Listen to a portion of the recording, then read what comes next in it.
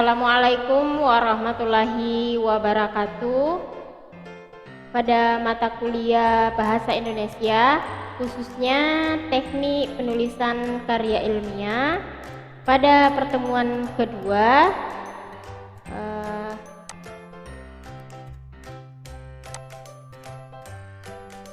kita akan membahas tentang konsep umum karya ilmiah, mana nantinya akan membahas terkait definisi, ciri-ciri, fungsi, dan manfaat karya tulis ilmiah.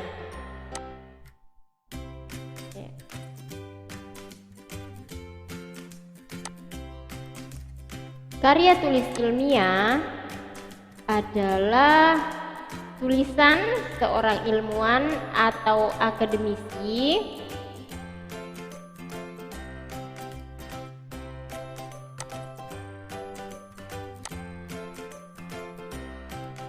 maupun intelektual yang berupa hasil riset, temuan pengembangan, dan ilmu pengetahuan, teknologi, dan seni yang diperoleh melalui temuan kepustakaan, pengalaman, dan pengetahuan ijtihad atau hasil pemikiran seorang peneliti.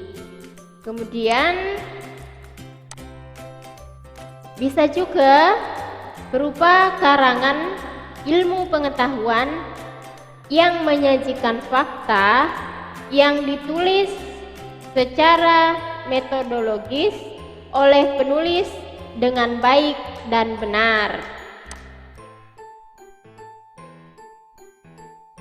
Karya ilmiah bisa juga didefinisikan sebagai suatu karangan yang disusun secara tersistematis dan bersifat memenuhi kaidah karya ilmiah. Tersistematis artinya disusun menurut aturan tertentu, sehingga kaitan antar bagian bahasan satu dengan yang lain berkait jelas dan padu. Kaidah ilmiah artinya karya tersebut menyajikan satu deskripsi, gagasan, argumentasi, atau pemecahan masalah yang didasarkan pada bagian bukti empirik atau kajian teoritis, sehingga pembaca dapat memahami runutan atau melacak bahasan kebenaran bukti empirik maupun teoritik yang mendukung gagasan sajian dari hasil penelitian berupa karya ilmiah.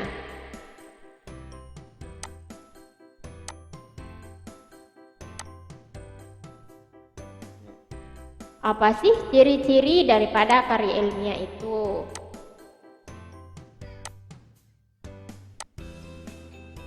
Yang pertama, menyajikan pengetahuan berupa gagasan, deskripsi tentang suatu kondisi, keadaan real di lapangan, dan pemecahan suatu persoalan masalah yang dikaji. Kemudian pengetahuan yang dipaparkan didasarkan pada fakta, data, atau kajian empirik atau teori yang telah diakui kebenarannya secara universal. Kemudian mengandung nilai kebenaran objektif pada peneliti dan kejujuran yang bisa dipertanggungjawabkan dalam hasil penulisan. Kemudian bahasa yang digunakan adalah bahasa baku. Ciri-ciri yang terakhir, sistematika penulisan mengikuti aturan yang telah ditetapkan. Nah, di sini saya menyajikan ciri-ciri umum karya ilmiah. Adapun nanti lebih lengkapnya bisa diakses lagi untuk selanjutnya beberapa referensi terkait ciri-ciri karya ilmiah.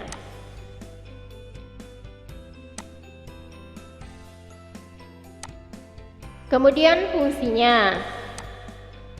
Fungsi yang pertama, sebagai rujukan dalam mempersiapkan karya tulis atau kegiatan ilmiah, seperti ketika mempersiapkan seminar, pengen melakukan penelitian atau ingin melakukan diskusi panel. Ini fungsinya sebagai sebuah rujukan. Kemudian sebagai sarana edukasi yang dapat meningkatkan wawasan seseorang dalam berbagai bidang ilmu. Nah, ini sarana pendidikan bagi yang ingin atau mengakses terkait berbagai bidang ilmu. Ini bisa berfungsi sebagai sarana edukasi.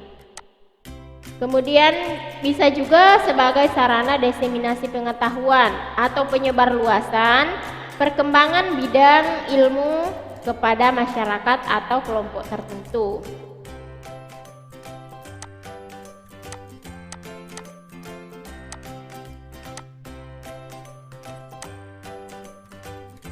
Karya ilmiah memberikan manfaat, yakni mengembangkan kemampuan pembaca yang efektif dikarenakan ia harus membaca berbagai rujukan sebelum menulis sehingga memperkaya bacaan si penulis. Kemudian memberikan kesempatan berlatih mengintegrasikan hasil bacaan dengan gagasan sendiri. Jadi kita mengintegrasikan apa yang kita baca dengan kita menganalisis, kemudian kita mengungkapkan dengan bahasa kita sendiri.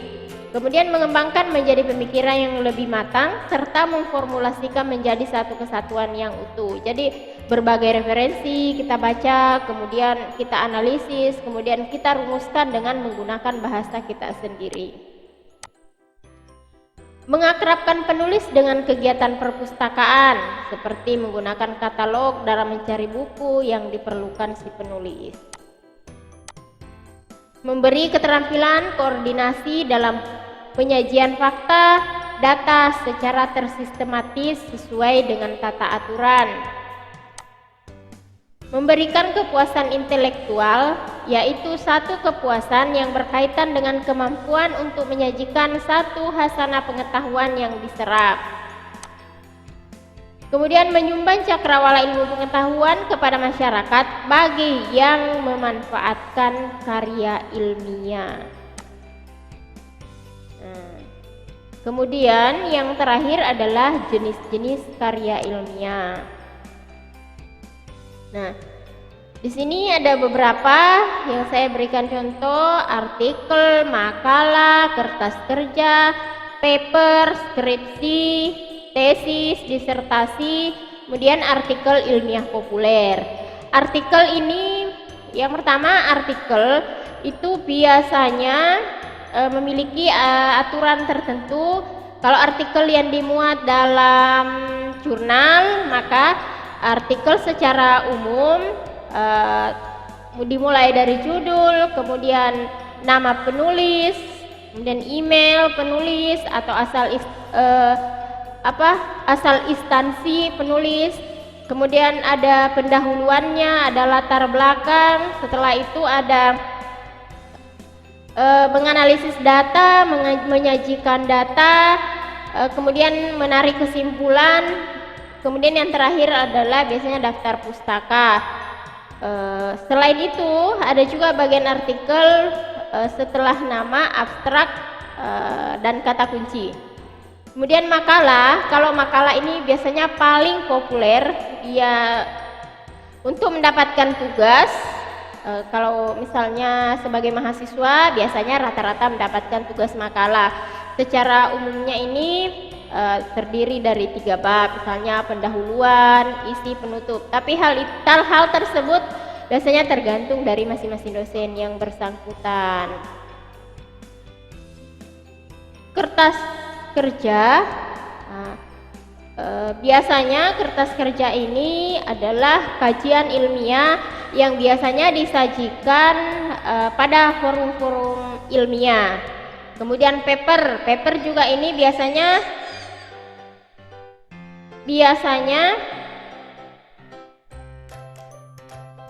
disajikan oleh mahasiswa sebagai tugas yang harus disusun sebelum menyusun tugas akhir.